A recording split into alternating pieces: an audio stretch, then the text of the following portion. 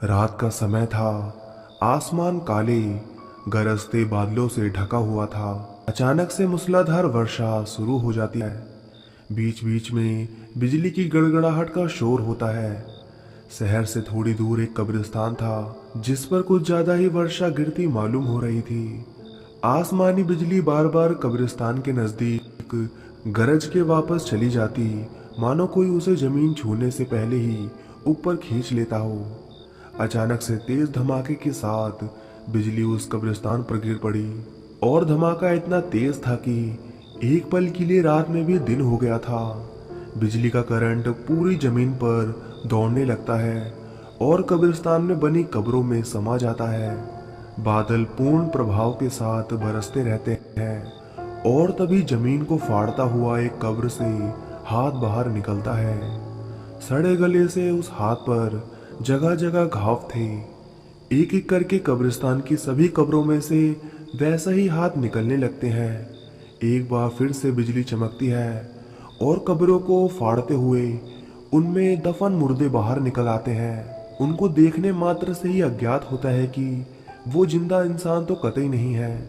वस्त्रों के नाम पर चिथड़े लटक रहे थे और उसी प्रकार से शरीर का मांस भी चिथड़ों की तरह लटक रहा था। कुछ मुर्दों की तो त्वचा इतनी गल चुकी थी कि अंदर की हड्डियां साफ नजर आ रही थी। सभी की आंखें सफेद पत्थर जैसी थी। इंसान का मृत शरीर दफनाने के बाद गलने लगता है और कंकाल बन जाता है। उन मुर्दों की जो अवस्था थी वो मरने के बाद कंकाल बनने के बीच की थी। धीमे कदमों से वो सब कब्रिस्तान दरवाजे की ओर बढ़ने लगते हैं और उनका गंतव्य था कुछ ही दूर पर बना हुआ एक घर। उस घर से आने वाली इंसानी गंध उन्हें अपनी ओर खींच रही थी। नावीद खान कब्रें खोदने का काम करता था और अपने परिवार के साथ कब्रिस्तान से कुछ ही दूरी पर बने छोटे से घर में रहता था। उसके परिवार में उसका 15 साल का बेटा, 12 साल की बेटी और उसकी बीवी थी। उस रात भी रोज की तरह खाना खाकर उसका परिवार गहरी नींद में सो रहा था। नावेद इस बात से बिल्कुल अनजान था कि उसकी कर्म भूमि से निकलकर मौत उसकी ओर चले आ रही है। नावेद की नींद खुली तो वो खिड़की से बाहर देखने लगा और बिजली की चमक में उसे सड़क पर चलते हुए लोग दिखाई दिए। नावेद सोचने लगा कि वो सब कौन है और रात को यहाँ क्या कर रहे हैं। नावेद उठा और अपना छाता लेकर बाहर की ओर चल पड़ा। नावेद घर से निकलकर कुछ कदम ही चला था कि उसे सुबह पढ़ी खबर याद आ गई। कुछ महीनों से कब्रिस्तानों में से लाशें गायब हो रही थी और पुलिस ऐसा करने वालों को अब तक पकड़ नहीं पाई थी। नावेद सोचने लगा कि कहीं ये वही तो लोग नहीं हैं और ये इतने धीरे क्यों चल रहे हैं। इनकी संख्या भी बहुत ज्यादा थी। ऐसे में नावेद ने सोचा कि वापस जाकर पुलिस को फोन करना चाहिए।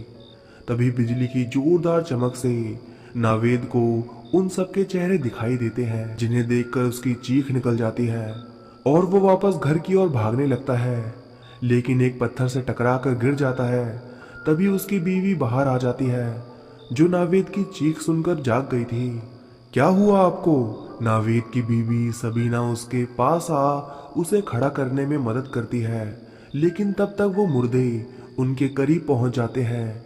दोनों घर की ओर मुड़ते हैं तो देखते हैं कि दो मुर्दे घर के अंदर प्रवेश करने का प्रयास कर रहे थे। नावेद भागकर उन्हें बाहर खींचता है। सबीना भी भागने की कोशिश करती है, लेकिन 6-7 मुर्दे उसे पकड़ लेते हैं और उसके शरीर पर काटने लगते हैं। उधर नावेद ज्यादा देर तक उन मुर्दों को संभाल नहीं पाता और उन दो मुर्दों के साथ 3 अन्य मुर्दे उस पर हमला कर देते हैं। उनकी आवाज सुन उनके दोनों बच्चे आरिफ और सान्या बाहर आते हैं तो अपनी माँ बाप को ऐसे देखकर घबरा जाते हैं।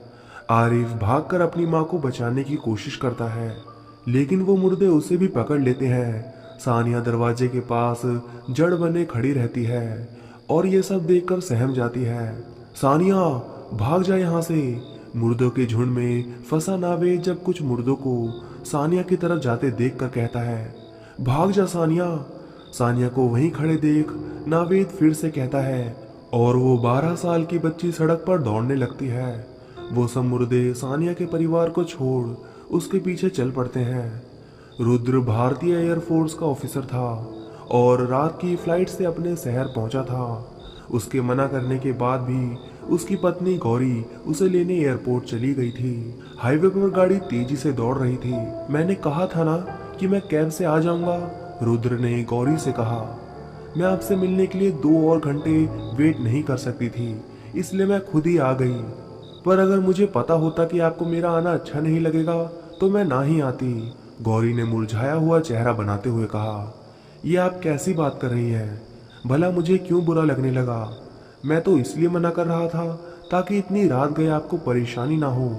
मुझे कोई परेशानी? रुद्र, गाड़ी रोकिए, गौरी ने जल्दबाजी में कहा। रुद्र गाड़ी धीमी कर साइड में रोक देता है। क्या हुआ? रुद्र चिंतित स्वर में पूछता है। गौरी गाड़ी से उतरकर पीछे भागती है और लेफ्ट साइड की सड़क की ओर देखती है, जिस पर एक बच्ची हाईवे की ओर भागी आ रही थी, जिसे गौरी ने खिड़की से देखा था। वो लड़की भागकर गौरी से आकर लिपट जाती है। वो बुरी तरह कांप और रो रही थी।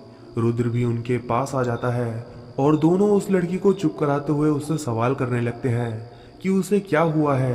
पहले दोनों पति पत्नी को लगता है कि शायद बच्ची को कोई उठाकर यहाँ ले आया है और उसके साथ गलत करने की कोशिश की है।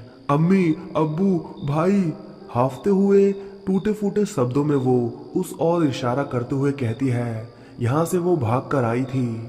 क्या हुआ बेटा? तुम्हें किसी ने कुछ कहा? क्या हुआ अम्मी अब्बू को? रुद्र उससे सवाल करने लगता है कि तभी गौरी घबराई हुई आवाज में कहती है, रुद्र। उसकी बात सुन रुद्र उसकी ओर देखता है, लेकिन वो पीछे सड़क की ओर देख रही थी। रुद्र भी गौरी की नजर की दिशा में देखता है तो उसे कुछ लोग उनकी ओर दिखाई देते हैं। सानिया उन दोनों के पीछे छिप जाती है और सहमी सी कहती है, वो मेरी अम्मी अब्बू और भाई को खा गए। गौरी और रुद्र दोनों हैरानी से पूछते हैं, ये इतने धीरे क्यों चल रहे हैं? कुछ अजीब सा लग रहा है। कहीं ऐसा तो नहीं कि हमारे साथ कोई वीडियो प्रैंक हो रहा है? आजकल लोगों को उसका भूत चढ़ा हुआ है। गौरी रुद्र की बात का जवाब देती है। रुद्र उन मुर्दों की तरफ बढ़ने लगता है और गौरी उसे रुकने को कहती है, लेकिन वो आगे बढ़ता रहता है। गौरी भी उसके पीछे जाने की कोशिश करती है, लेकिन सानिया ने उसे कसकर पकड़ रखा होता है। रुद्र उनके करीब पहुंचता है तो उसे सड़ी हुई लाशों की गंध आती है। बारिश रुक चुकी थी, लेकिन बिजली अभी भी चमक रही थी। कौन हो तुम लोग और उस बच्ची के पीछे क्यों पड़े हो? रुद्र के सवाल का वो कोई जवाब नहीं देते और उसकी ओर बढ़ते रहते हैं। बिजली की गड़गड़ाहट होती है और रुद्र की आंखें उनके शरीर को देखकर फट जाती है। उन्हें देखते ही रुद्र समझ जाता है कि वो इंसान नहीं है। वो उल्टे पैरों से वापस भागता है और गौरी व सानिया को गाड़ी में बैठने के लिए कहता है। क्या हुआ रुद्र? कौन थे वो? गाड़ी में बैठने के बाद रुद्र को कॉल डायल करते देख गौरी पूछती है। वो इंसान नहीं थे गौरी, वो ज़ॉम्बी जैसा कुछ था। फोन कान पर लगाते हुए रुद्र जवाब देता है। ये तुम क्या कह रहे हो रुद्र? गौरी हैरानी से पूछती है। हेलो, रुद्र कॉल पर बात करता है और उन्हें परिस्थितियों के बारे में अवगत कराता है, लेकिन सामने से उत्तर सुनकर उसका पारा चढ़ जाता है और वो गुस्से में फोन कार के डैशबोर्ड पर पटक देता है। क्या हुआ रुद्र? लेकिन रुद्र के पास कुछ कहने के लिए समय नहीं था, क्योंकि वो ज़ॉम्बी उनकी गाड़ी के पास पहुंच गए थे। रुद्र ने उन्हें शीशे में देख लिया था। उसने गाड़ी स्टार्ट की और फुल स्पीड में पीछे कर दी। 1-2 ज़ॉम्बी उसकी चपेट में आकर गिर पड़े, लेकिन कुछ देर बाद फिर से उठ खड़े हुए। रुद्र यहाँ से निकलते हैं, हम अकेले इनका सामना नहीं कर पाएंगे। पुलिस को भी लगता है कि मैं मजाक कर रहा हूँ। वो हाईवे पर गाड़ी आगे दौड़ा लेता है। थोड़ी दूर बढ़ने पर उन्हें एक गाड़ी नजर आती है जो उन ज़ॉम्बी की दिशा में जा रही थी। रुद्र अपनी गाड़ी को उनकी गाड़ी के आगे रोक देता है और उतरकर उस गाड़ी की तरफ जाता है। उस गाड़ी से एक आदमी और एक औरत उतरते हैं। क्या हुआ भाई साहब? ऐसे गाड़ी रोकने का क्या मतलब है? वो आदमी कुछ उखड़े स्वर में कहता है। आई एम सॉरी, मेरा नाम रुद्र है और मैं इंडियन एयरफोर्स में ऑफिसर हूँ। रुद्र एक सांस में बोलता है। मुझे पता है कि आपको मेरी बात पर यकीन नहीं आएगा, पर आगे ज़ॉम्बी है, उन्होंने 3 लोगों को भी खा लिया है। रुद्र की बात सुन वो आदमी जोर जोर से हंसने लगता है। ज़ॉम्बी? मतलब चलती फिरती लाशें? क्या भाई साहब, आपको मूर्ख बनाने के लिए हम ही मिले क्या? कहाँ है आपका कैमरा? कहाँ है? वह आदमी व्यंग्यपूर्ण अंदाज में कहता है, अरे ओ वैदेही, जरा बाहर तो आओ, हमारी वीडियो बन रही है। उसकी बातें सुन रुद्र का पारा बढ़ने लगता है। तभी गौरी सानिया के साथ रुद्र के पास आ जाती है और वैदेही भी अपनी गाड़ी से उतर जाती है। आपको मजाक लग रहा है ये सब? हमने खुद उन्हें अपनी आंखों से देखा है और इस बच्चे ने उनके हाथों अपने परिवार को खत्म होते देखा है। अभी तक इसके चेहरे पर दहशत है और आपको यह सब मजाक लग रहा है तो ठीक है, जाइए आगे, खुद देख लीजिएगा। रुद्र गुस्से में कहता है, राघव तुम तो जानते ही हो कि दुनिया में कुछ भी हो सकता है। वैदेही राघव की ओर देखते हुए कहती है। राघव अपनी गाड़ी को खोलता है और उसमें से बंदूक निकालता है। रुद्र और गौरी उसे प्रश्नात्मक नजरों से देखते हैं। पापा विधायक हैं हमारे, राघव उत्तर देता है। एक मिनट, अगर तुम्हारे पापा विधायक हैं तो उन्हें कॉल करके सिचुएशन के बारे में बताओ, ऐसे कैसे बिना देखे बता दें? तो खुद देख लो, गौरी कहती है और सब हाईवे की ओर देखते हैं। यहाँ से उन ज़ॉम्बी की टोली आ रही थी। राघव बंदूक लेकर उनकी ओर बढ़ता है और उन्हें वहीं रुकने के लिए चेतावनी देता है, लेकिन वो आगे बढ़ते रहते हैं। पागल हो गए हो तुम, वो ज़ॉम्बी है, उन पर तुम्हारी धमकियों का कोई असर नहीं होगा। रुद्र राघव के हाथ से बंदूक छीनकर एक साथ 6 गोलियां चला देता है, लेकिन उन ज़ॉम्बीज पर कोई असर नहीं होता। चलो सभी गाड़ी में बैठो, रुद्र चिल्लाता है और सब गाड़ियों की ओर चलते हैं। लेकिन राघव की गाड़ी के पास 2 ज़ॉम्बी खड़े थे। हे भगवान, ये कहां से आ गए? वैदेही पीछे हटते हुए कहती है। अब्बू अम्मी, सानिया उनके पास जाने की कोशिश करती है, लेकिन गौरी उसका हाथ पकड़ लेती है और उसे अपनी गाड़ी में बिठा देती है। सब हमारी गाड़ी में आ जाओ। जल्दी से सब गाड़ी में बैठ जाते हैं और रुद्र गाड़ी स्टार्ट करता है। सामने से एक और ज़ॉम्बी आ रहा था, जिसे गाड़ी से रौंदता हुआ रुद्र आगे बढ़ जाता है। राघव अपने पापा को कॉल करता है और उन्हें परिस्थिति के बारे में बताता है, लेकिन वो राघव की बात को मजाक में लेते हैं। लेकिन जब वैदेही उनसे बात करती है तो उन्हें पुलिस उस हाईवे पर भेजनी पड़ती है। हालांकि वो पुलिस को ये बताते हैं कि वहाँ पर कुछ संदिग्ध गतिविधियों के बारे में सूचना मिली है। 20 पुलिस वालों का एक दस्ता हाईवे की तरफ निकल पड़ता है और रुद्र की गाड़ी को उस ओर आते देख वो उनसे रोककर जानकारी लेते हैं। राघव, तुम सबको लेकर शहर जाओ, मैं इनके साथ जाता हूँ। रुद्र राघव से कहता है, नहीं, मैं भी साथ चलूंगा। राघव दृढ़ता से कहता है। दोनों पुलिस दल के साथ खतरे की ओर चल पड़ते हैं तो गौरी वैदेही और सानिया के साथ अस्पताल जाती हैं ताकि सानिया का चेकअप हो सके। सानिया से बातें करते वक्त उन्हें पता चलता है कि सानिया का घर कब्रिस्तान के पास था और उन दोनों के दिमाग में एक ही बात आती है कि हो ना हो वो जिंदा मुर्दे उसी कब्रिस्तान से आए हैं। उधर रुद्र और राघव पुलिस के साथ हाईवे पर उन ज़ॉम्बीज के झुंड के पास पहुंच जाते हैं। पुलिस उन पर गोलियां चलाती है, लेकिन उन पर कोई असर नहीं होता है। धीरे धीरे पुलिस वाले उन मुर्दों का शिकार बन खुद भी उन्हीं में बदल जाते हैं। SHO सूचना ऊपर देता है कि उन्हें और फोर्स की आवश्यकता है, ये ऐसे खत्म नहीं होंगे। रुद्र राघव से कहता है। तभी गौरी रुद्र को कॉल कर कब्रिस्तान के बारे में बताती है। राघव, हमें अभी चलना होगा। रुद्र और राघव बसते हुए किसी तरह वहां से निकलकर उस ओर चल पड़ते हैं जहां से सानिया आई थी। थोड़ी दूर भागने के बाद उन्हें राघव की गाड़ी मिल जाती है और उसी में बैठकर वो कब्रिस्तान पहुंच जाते हैं। वहां कब्रों में गड्ढे देखकर समझ जाते हैं कि वो मुर्दे यहीं से जागे हैं। रुद्र को कब्रिस्तान की भूमि पर अजीब सी वाइब्रेशन की आवाज आती है और वो उंगलियों से छूकर देखता है तो उसे हल्का सा करंट महसूस होता है। लगता है यहाँ आसमानी बिजली गिरी थी। राघव रुद्र को कब्रिस्तान में बने काले गड्ढे को दिखाता है। हो सकता है वो लाशें बिजली के प्रभाव से जागी हों। बिजली का कुचालक है रबड़। रुद्र अपने आप से बातें करता है और फिर राघव की ओर देखकर कहता है, राघव, अपने पापा से कॉल कर उनसे पिघली हुई रबड़ भिजवाने के लिए कहो, जितनी हो सके उतनी। राघव हाँ में सिर हिलाता है और फिर दोनों वापस मुर्दों की झुंड की ओर चल पड़ते हैं।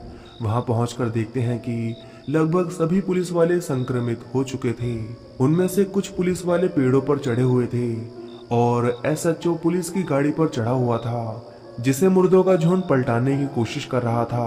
उन्हें वहां आया देख वो झुंड उनकी ओर बढ़ने लगता है। रुद्र गाड़ी को रिवर्स में चलाने लगता है और मुर्दों की ओर बढ़ते रहते हैं। फिर अचानक से रुद्र गाड़ी टॉप स्पीड में आगे दौड़ा देता है, जिसकी टक्कर से कई मुर्दे इधर उधर उछलकर गिर जाते हैं।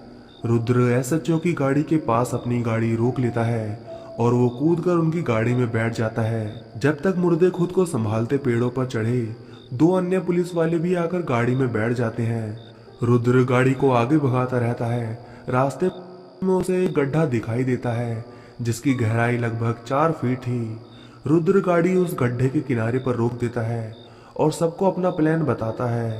राघव कॉल कर रबड़ को उसी लोकेशन पर भेजने के लिए कहता है। थोड़ी देर बाद पिघली हुई रबड़ भरा ट्रक वहां पहुंच जाता है और उसे भी वो खड्डे के किनारे खड़ा कर देते हैं। उनकी योजना का एक और भाग पूर्ण हो जाता है और तभी वो झुंड वहां पहुंच जाता है और रुद्र के इशारे पर सभी लोग गाड़ी को धक्का देकर उस गड्ढे में फेंक देते हैं और खुद उसमें कूद जाते हैं। उनके पीछे पीछे मुर्दों का झुंड भी गड्ढे में उतर जाता है। रुद्र की योजना अनुसार सब बीच में विपरीत किनारे पर जाकर खड़े हो जाते हैं और मुर्दे के बीच में आने का इंतजार करते हैं। जब मुर्दे बीच में आ जाते हैं तो रुद्र के इशारे पर सब भागकर गाड़ी के सहारे बाहर निकल जाते हैं और इसी के साथ गड्ढे में पाइप के द्वारा पिघली हुई रबड़ को डाल दिया जाता है और रुद्र के सोचे अनुसार रबड़ के असर से मुर्दे निष्क्रिय होने लगते हैं और धीरे धीरे उनका शरीर गलने लगता है। सभी लोग बहुत खुश होते हैं। रुद्र और राघव वैदेही और गौरी को इन्फॉर्म करते हैं। उन्हें पता था कि सुबह बहुत से सवालों का जवाब देना पड़ेगा, पर भी उन्हें इस बात का संतोष था कि इन्होंने एक बहुत बड़े संक्रमण को फैलने से रोक लिया था। तो चलिए दोस्तों, बढ़ते हैं आज की दूसरी कहानी की तरफ। तो चलिए दोस्तों, आज की दूसरी कहानी सुनते हैं। दुलपुरा गांव की सीमा पर भीड़ इकट्ठा हो गई थी। कारण था पिछले 6 महीनों में छठे बच्चे की लाश मिलना। हमेशा की तरह इस बच्चे का दिल भी सीने से गायब था। ग्रामीणों में आक्रोश बढ़ता जा रहा था और पुलिस के खिलाफ गुस्सा भी। पुलिस पिछले 6 महीनों से खासी माथा पची कर रही थी, लेकिन उनके पास ना तो कोई सबूत था और ना ही हत्या का हथियार था। तो बस एक पैटर्न, सभी बच्चों की लाशें अमावस्या के अगले दिन मिलती थी और पोस्टमार्टम रिपोर्ट के अनुसार हत्या अमावस्या की रात को ही की जाती थी। पुलिस ने अमावस्या की रात को दुलपुरा व उसके आसपास के गांवों में गश्त भी बढ़ा दी थी। उसके बाद भी कातिल 2 कत्ल कर चुका था। इस केस के इंचार्ज इंस्पेक्टर चौधरी को इन हत्यारों में तांत्रिक कोण नजर आ रहा था। अमावस्या की रात को कत्ल और फिर भी बच्चे की बॉडी से सिर्फ दिल का गायब होना, कहीं ना कहीं ये तंत्र विद्या की ओर इशारा कर रहे हैं। इंस्पेक्टर चौधरी अपनी टीम को समझाते हुए कहते हैं, तुम लोग एक काम करो, अंडर कवर जाओ और गांव वालों से पता करने की कोशिश करो कि गांव में ऐसा कोई है क्या जो इन तंत्र मंत्र में लिप्त है। इंस्पेक्टर के आदेश पर उनकी टीम जानकारी जुटाने में लग जाती है। 7वीं अमावस्या की रात बिल्लू 8 साल का अनाथ बच्चा था और प्लास्टिक की थैली, बॉटल आदि बिनने का काम करता था। उस शाम को वो दुलपुरा के मैदानों में भी अपना काम कर रहा था। ये मैदान बहुत बड़े थे और इसमें जगह जगह पर पहाड़ों के समान कचरे के ढेर लगे हुए थे। गांव के लोगों का इस तरफ कमी आना जाना होता था। सुबह या शाम कचरा डालने ही महिलाएं वहां जाती थी। एक औरत जिसने साड़ी पहन रखी थी और खुद को घूंघट में ढक रखा था, थैली हाथ में पकड़े उन मैदानों की ओर बढ़ रही थी। अरे ओ बिटुआ, मैदान में प्लास्टिक बिन रहे। बिल्लू ने नजरें उठाकर देखा तो वो औरत उसी को पुकार रही थी। खाना चाहिए क्या? थैली को आगे बढ़ाते हुए उस औरत ने पूछा। खाने के नाम पर बिल्लू के भी पेट में हलचल होने लगी। सुबह से रात हो गई थी, लेकिन खाने के नाम पर उसने एक सूखी डबल रोटी खाई थी। अपना मन बनाकर वो औरत की ओर बढ़ा और उसके हाथों से खाने की थैली पकड़ ली। रात हो गई है और तुम अभी तक काम कर रहे हो, घर नहीं जाना क्या? उस औरत ने प्यार भरी आवाज में बिल्लू से पूछा। हमारा कोई घर नहीं है काकी, वैसे भी अगर ज्यादा देर काम करेंगे तो कुछ पैसे अपने लिए जोड़ लेंगे। बहुत ही बढ़िया। इतना कहने के बाद उस औरत ने बिल्लू के चेहरे पर एक फूंक मारी, जिसके प्रभाव से बिल्लू बेहोश होकर गिर पड़ा। उस औरत ने कुछ मंत्र बड़बड़ाए और बिल्लू देखते ही देखते 7 इंच के एक गुड्डे में बदल गया। उस गुड्डे को उठाकर वह औरत वहां से चल पड़ी। अगले दिन उसी मैदान में बिल्लू की लाश मिली और अन्य लाशों की तरह उसका भी दिल गायब था। साहब बिल्लू नाम था उसका, अनाथ था। लोगों ने अपने बच्चों का पहले से ज्यादा ख्याल रखना शुरू कर दिया था। शायद इसीलिए कातिल ने अपना शिकार बिल्लू जैसे बच्चों को बनाना शुरू कर दिया है। इंस्पेक्टर चौधरी को एक हवलदार जानकारी दे रहा था कि तभी थाने के बाहर शोर मचने लगा। इंस्पेक्टर चौधरी ने बाहर जाकर देखा तो दुलपुरा की सरपंच सीमा रानी के साथ गांव वालों की भीड़ इकट्ठा हो रखी थी। इंस्पेक्टर चौधरी, आप तो कह रहे थे कि पुलिस ने दुलपुरा और बाकी गांव की चौकसी बढ़ा दी है, फिर ये घटना कैसे घट गई? सीमा रानी ने रौब झाड़ते हुए कहा। और कुछ गांव वाले तो ऐसे आंखें दिखा रहे थे जैसे आंखों से पुलिस वालों को मार देंगे। देखिए सीमा जी, जैसा कि मैंने कहा था कि पुलिस पूरी मुस्तैदी से अपना फर्ज निभा रही है। यह बात शर्मनाक जरूर है, लेकिन मानना पड़ेगा कि वो कातिल बहुत शातिर है, पर हम जल्द ही उसका पता लगा लेंगे। ये बात तो आप हर बार बोलते हैं, एक ग्रामीण आग बबूला होते हुए बोला, लेकिन इस बार करके दिखाएंगे। 8वीं अमावस्या की रात एक 12-13 साल का लड़का दुलपुरा की सड़कों पर रात के 8 बजे सब्जी रेडी लेकर आगे बढ़ रहा था। अमावस्या की रात अक्सर गलियां शाम ढलते ही सूनी हो जाती थी। अरे ओ बिटुआ, आलू देकर जाना, एक औरत ने उसे आवाज लगाई। उसने पलटकर देखा तो एक औरत जिसने घूंघट कर रखा था उसकी ओर आ रही थी। आलू का क्या दाम है? पास पहुंचकर उसने पूछा। जी 20 रुपए किलो, कितना तोले? इतनी रात गए सब्जी बेचने निकले हो, डर नहीं लगता क्या? उस औरत ने फिर से प्यार भरे शब्दों में कहा। डर का क्या है, लगता है तो लगता रहे, जब तक सारी सब्जी नहीं बिक जाती घर नहीं जाता मैं, उस बच्चे ने सहजता से जवाब दिया। उस औरत ने उसी तरह से फूंक मारी और वो बच्चा बेहोश होकर गिर पड़ा। औरत ने फिर से उसे तंत्र शक्ति से गुड्डे में बदल दिया और उठाकर ले चली। वह उसे लेकर दुलपुरा के खेतों में बने एक कमरे में पहुंची और उसे पहाड़ियों के बने आसन पर लिटा दिया। फिर खुद ने काले रंग के कपड़े धारण कर लिए और वहां बैठ तंत्र करने लगी। वह गुड्डा वापस लड़के में बदल गया और उस औरत के नाखून बढ़ने लगे। उसने अपने नाखूनों को उस लड़के के सीने में घोंपना शुरू किया ही था कि अचानक से दरवाजा खुल गया और इंस्पेक्टर चौधरी और उसकी टीम अंदर आ गई। बहुत हुआ तुम्हारा खेल। इंस्पेक्टर चौधरी ने आगे बढ़कर उस औरत को पकड़कर उसके सिर से कपड़ा उतार दिया और उसे देखकर सब हैरान रह गए। सीमा रानी? इंस्पेक्टर चौधरी ने हैरानी से कहा। तो तुम कर रही थी ये सब कत्ल? हाँ, मैं कर रही थी ये सब। आज मैं 8वीं बलि देकर काली शक्तियों की मालकिन बन जाती, लेकिन तुमने सब बेकार कर दिया। तुम यहाँ पहुंचे कैसे? सीमा रानी ने क्रोधित होते हुए कहा। मुझे पता था कि कातिल को इस बार भी किसी न किसी बच्चे की तलाश जरूर होगी, लेकिन लोगों ने तो अपने बच्चे को संभाल कर रखना शुरू कर दिया था, इसलिए कोई भी बच्चा मिलते ही कातिल उस पर जरूर हमला करेगा। ये बच्चा हमने ही भेजा था और इसके शरीर पर ट्रैकर लगा दिया था। अब बाकी के सवाल जवाब जेल में करना। इंस्पेक्टर चौधरी सीमा रानी को बाहर लेकर जाते हैं। यहाँ पहले से ही लोगों की भीड़ इकट्ठा हो गई थी और सीमा रानी को जान से मारने की धमकियां दे रही थी। हाथ लगा के दिखा, सीमा रानी ने क्रोध में ग्रामीण से कहा जो उसे मारने के लिए आगे बढ़ रहा था। डायन हूं मैं, तेरे सारे खानदान को खा जाऊंगी, उसी तरह जैसे उन बच्चों के कलेजे खाए थे। सीमा रानी जोर जोर से हंसने लगती है और देखते ही देखते उसके शरीर में आग लग जाती है और घबरा कर सब पीछे हट जाते हैं। आग में जलते हुए भी सीमा हंसे जा रही थी। मैं वापस आऊंगी, तुम सबको मिटाने के लिए आऊंगी, डायन हूं मैं। सीमा सभी की नजरों के सामने जलकर खाक हो जाती है। गांव वाले डरे सहमे से खड़े थे क्योंकि उनका मानना था कि डायन अपना बदला कभी नहीं भूलती। गांव वालों का क्या मानना था उससे पुलिस को फर्क नहीं पड़ता था। इंस्पेक्टर चौधरी की टीम ने केस तो सुलझा लिया था, लेकिन सीमा की इस तरह से मौत ने उनके लिए एक और दिक्कत पैदा कर दी थी। सीमा वापस आएगी या नहीं, इस बारे में किसी को कुछ पता नहीं, लेकिन उस रात के बाद से अमावस्या की रात लोगों ने पूजा पाठ और घरों में गंगा जल छिड़कना शुरू कर दिया था, क्योंकि अमावस्या की ये काली रात काली शक्तियों के आगमन की रात है। अमावस्या की रात से अनगिनत रहस्य जुड़े हुए हैं, जिनमें से कुछ आज भी सुलझे नहीं हैं। पहली वाली कहानी दोस्तों काल्पनिक कहानी है और अंधविश्वास को बढ़ावा देने का मेरा कोई उद्देश्य नहीं है।